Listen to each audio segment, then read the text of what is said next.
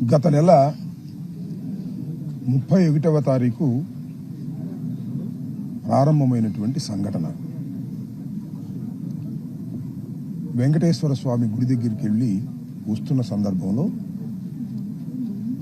నా మీద దాడి చేసేటటువంటి ప్రయత్నం, ఆ తర్వాత నా ఇంటి మీద దాడి చేయటం, నా ఆఫీస్ మీద దాడి చేయటం, పోలీసులు నిర్వీర్యంగా ఉండటం.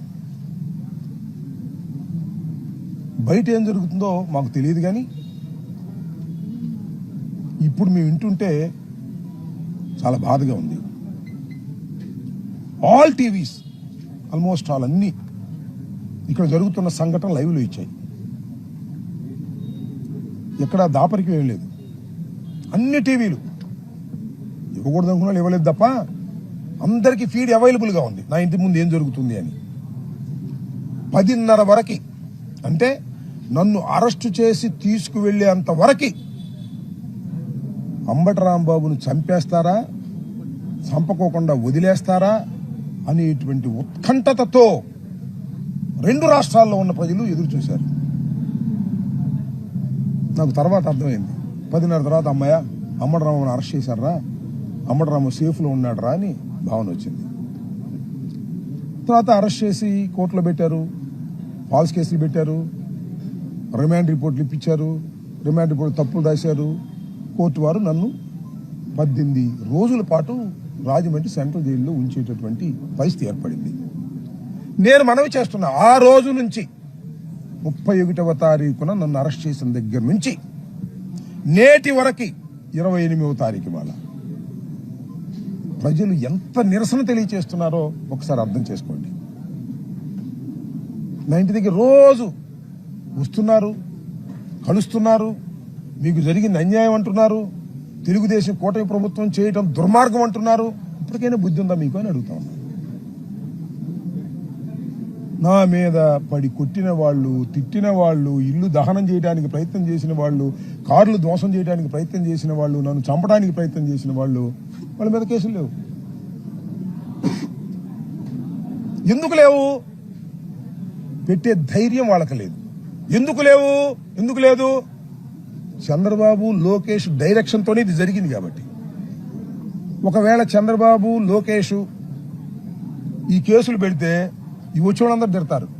ఏమండి మీరు వెళ్ళమంటే వెళ్ళింది మేము అని ఎవరు ఉన్నారు కదా పేర్లు చెప్పానే, వీళ్ళందరికీ లోకేష్ ఆఫీస్ నుంచి ఫోన్లు వచ్చినాయి వెళ్ళమని. లేదు మీరు చేయలేదు అనుకో, కేసు ఎందుకు రిజిస్టర్ చేయండి? నేను తిట్టినందుకు 18 రోజులా అనుకుందాం, కాసేపు తిట్టాను, క్షమాపణ కూడా చెప్పాను, అది వేరే అంశం. నేను ఆవేశంలో ఒక ఘర్షణలో తిట్టిన తిట్టుకి 18 రోజులు జైలు. కానీ వాళ్ళకి మాత్రం స్టేషన్ ఇచ్చి వేలించి పంపించారు. ఎందుకు ఇలా చేశారు? వాళ్ళ మీద కేసు పెట్టి కోర్టులో ప్రొడ్యూస్ చేయాలి కదా, వాళ్ళు రిమాండ్కి పంపాలి కదా. ఎందుకు రిమాండ్కు పంపలేదు, ఎందుకు కేసు కరెక్ట్గా రిజిస్టర్ చేయలేదంటే, మీరే వాళ్ళని ఇక్కడికి ఉసిగొల్పి పంపించారు కాబట్టి, మిమ్మల్ని వాళ్ళు తిడతారు కాబట్టి, బయట పెడతారు కాబట్టి చంద్రబాబు, లోకేష్ వాళ్ళ మీద కేసులు పెట్టొద్దని చెప్పాడు. లోకేష్ ఆఫీసులో కూర్చుని మొత్తం మానిటర్ చేస్తున్నాడు ఇక్కడ జరుగుతుందంతా లైవ్లో. మళ్ళీ వాళ్ళకి ఫోన్లు చేయించి మీరెళ్ళండి అని ఎమ్మెల్యేలకు చెప్తున్నాడు. ఇలా 12 దాకా నేను వెళ్లిపోయిన తర్వాత కూడా కొనసాగింది. అమ్మాయి వాళ్ళు ఇక్కడే ఉన్నారు. Police most inefficient. దాని మీద ఏదో వదిలిపెడతాం అనుకోమాకండి, వదిలిపెట్టేసి చేతులు పైకెత్తేసి పారిపోతాం అనుకోమాకండి. ఇది ఒక చట్టబద్ధమైన సమాజం, ప్రజాస్వామ్యయుతంగా పరిపాలించవలసినటువంటి సమాజం. సుప్రీంకోర్టు, హైకోర్టు, న్యాయస్థానాలు ఉన్నాయి, ధర్మాన్ని రక్షించడానికి ప్రయత్నం చేసే న్యాయస్థానాలు ఉన్నాయి.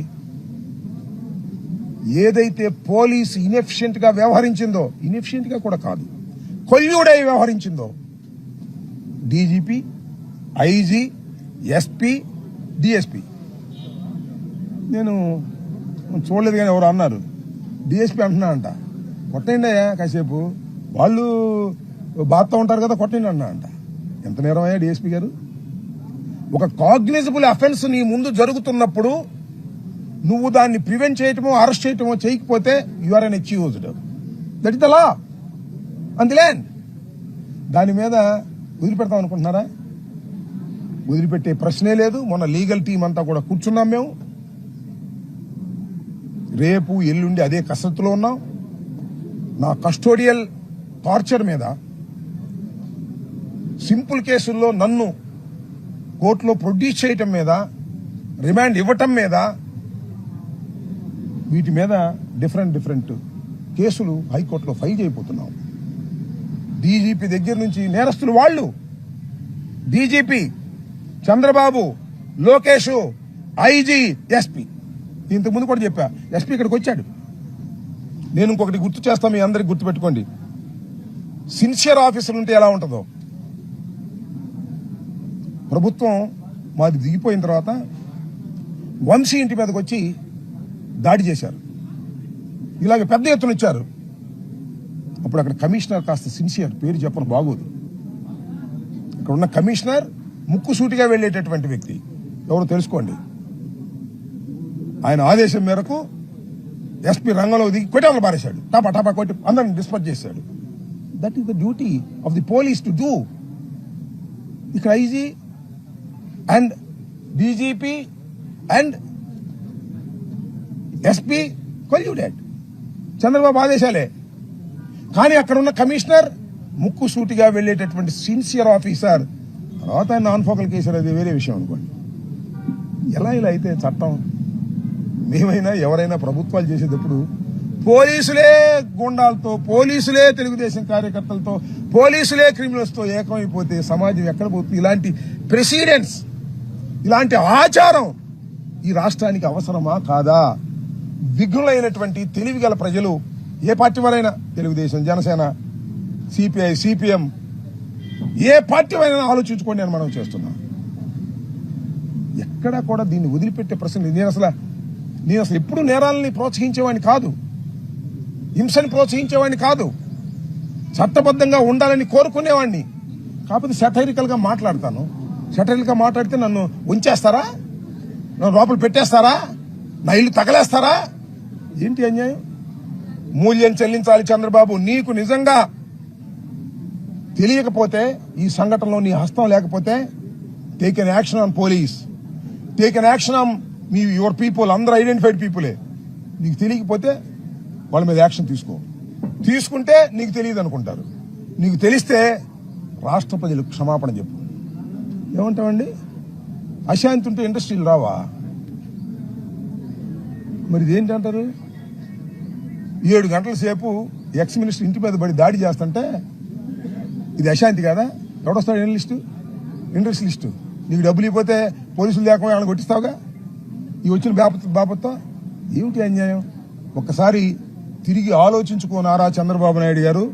మీ కుమారుడు, మీ ఇద్దరే ప్రధాన A1, A2 క్రిమినల్స్ నా మీద అటాక్ చేయడానికి కారణం మీరే మానిటర్ చేశారు. అది కాదు అంటే చెప్పు, వీళ్ళందరి మీద యాక్షన్ తీసుకో. అప్పుడు నమ్ముతారు తప్ప నమ్మరని ఈ సందర్భంగా చెబుతూ, రాబోయే కాలంలో న్యాయపరమైన అన్ని విషయాల్లోనూ ముందుకు వెళ్తాం. ఎక్కడ వదిలిపెట్టే ప్రశ్నే లేదు. ఈ పోలీసు అధికారుల్ని వదిలిపెట్టే ప్రశ్న లేదు, నా మీద దాడికి వచ్చిన వాళ్ళని వదిలిపెట్టే ప్రశ్న లేదు, చంద్రబాబుని, లోకేష్ ని వదిలిపెట్టే ప్రశ్న లేదు. చట్ట ప్రకారంగా అన్ని చర్యలు తీసుకునేందుకు శతవిధాల ప్రయత్నం చేస్తాం. We have a strong legal team అని కూడా ఈ సందర్భంగా చెప్పదలుచుకున్నాం. అది ఎక్కడ ఏదో కళ్యాణదుర్గం పోలీసులు వచ్చారు. వాళ్ళకి ఇంకా ఆర్డర్ లేదంట. ఈ కళ్యాణదుర్గం పోలీసులు ఎవరో తెలుగుదేశం లీగల్ సెల్ వాళ్ళు ఆ రోజున ఇచ్చినటువంటి కంప్లైంట్ రిజిస్టర్ చేశారు. అదే 36 కేసులు రిపీటెడ్ గా ఉన్న కేసుల్లో ఆ క్వాష్ చేశారు. అయినా వాళ్ళకి చేరలేదంట. వాళ్ళు సంతకం పెట్టి పంపించమంటే సంతకం పెట్టి పంపించారు. Just I have taken the receipt.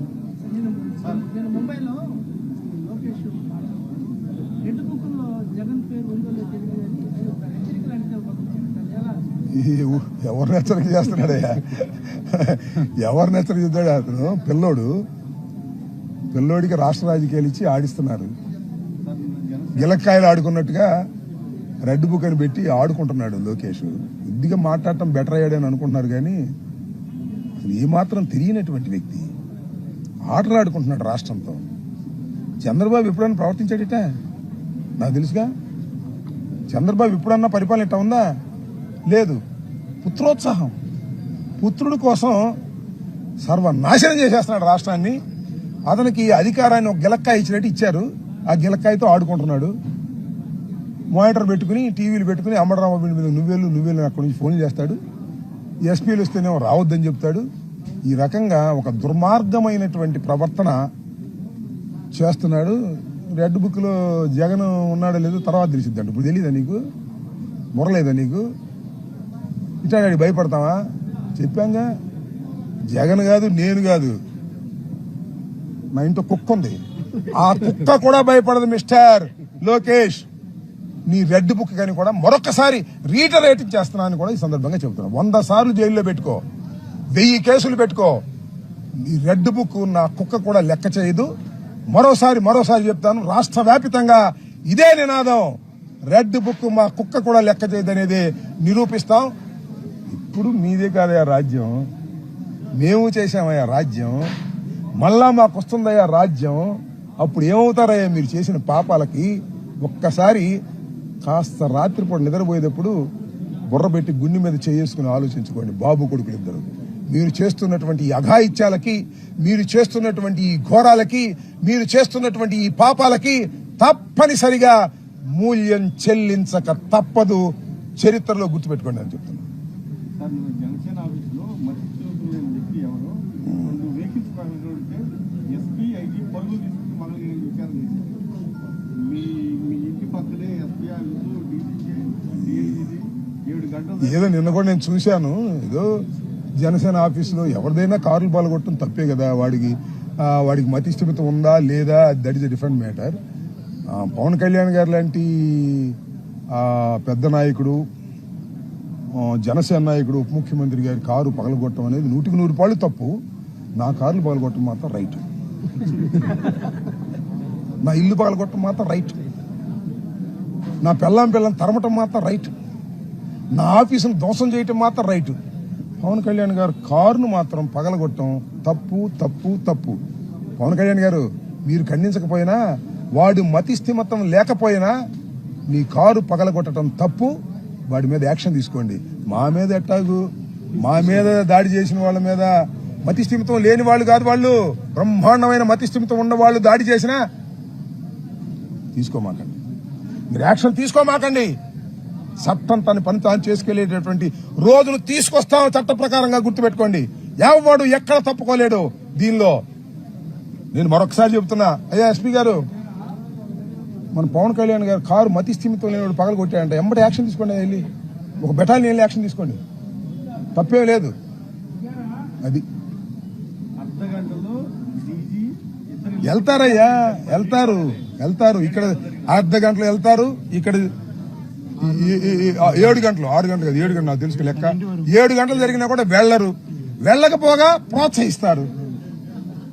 ఎంత తేడా ఉంది సార్ ఈ రాష్ట్రంలో, ఎంత తేడా ఉంది. ఎక్కడికి పోదు, ప్రజలు గమనిస్తూనే ఉంటారు. లేకపోతే ఇంతమంది ప్రజలు రోజు రావటమే దగ్గరికి ఎందుకు వస్తున్నారు? నేను జైలుకి వెళ్ళి వచ్చానయ్యా, నేనేం పుణ్యక్షేత్రానికి వెళ్ళి రాలా, జైలుకి వెళ్ళి వస్తే వస్తున్నారు నా దగ్గరికి. కేసుల్లో ఇరుక్కుని రాజమండ్రి జైలుకి వెళ్తే నా దగ్గరికి తండోపతండాలుగా వచ్చి, అన్నా భయపడమాక, మేము ఉన్నాం అంటున్నారు. ఏంటిది? మీరు చేసిన పాప పరిహారం కాదు, మీరు అన్యాయంగా చేశారని కాదు అర్థం. ఇప్పటికైనా తెలుసుకోండి, సిగ్గు తెచ్చుకుని ఇప్పటికైనా యాక్షన్ తీసుకునే ప్రయత్నం చేయండి. కాస్తో కోస్తో డ్యామేజ్ కంట్రోల్ అవుద్ది. మీరు యాక్షన్ తీసుకోకపోతే దాని ఫలితం తప్పనిసరిగా అనుభవిస్తారు. దానిలో ఏ విధమైన సందేహము లేదు. రోజులు గిర్రం తిరిగి వస్తాయి. అప్పుడే 2 సంవత్సరాలు అయిపోయింది, ఇంకా 3 సంవత్సరాలు, ఇంకా 2 సంవత్సరాలు అయితే ఆఖరి సంవత్సరం ఏముండదు. గుర్తుపెట్టుకోమని కూడా ఈ సందర్భంగా చెప్పదలుచుకుంటాం. ఓకే.